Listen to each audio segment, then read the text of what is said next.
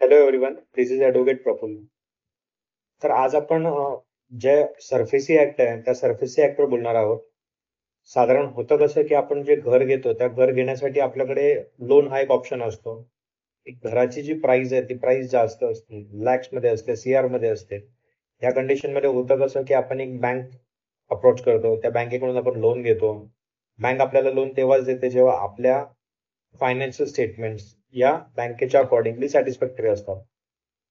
तर ज्या वेळेला आपले फायनान्शियल जी काही आपली कंडिशन आहे ती प्रॉपर असते, सगळे डॉक्युमेंट सगळे पॅरामीटर्स व्हेरीफाय केल्यानंतर बँक आपल्याला लोन सँक्शन करते.